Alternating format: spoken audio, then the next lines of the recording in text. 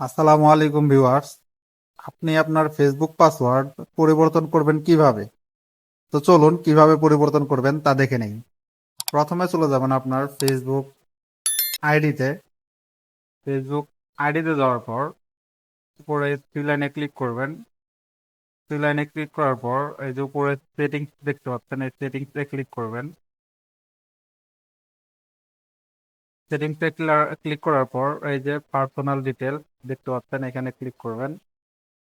তারপরে এই যে নিচে পাসওয়ার্ড অ্যান্ড সিকিউরিটি এখানে ক্লিক করবেন। উপরে এই যে চেঞ্জ পাসওয়ার্ড নামে একটা অপশন দেখতে পাচ্ছেন, এই চেঞ্জ পাসওয়ার্ডে ক্লিক করবেন। তারপর আপনার আইডিতে ক্লিক করবেন।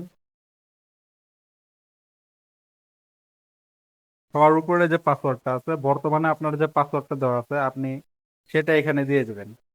তারপর নতুন যে পাসওয়ার্ডটা দিবেন এখানে মাঝখানের এটাতে দিয়ে দিবেন।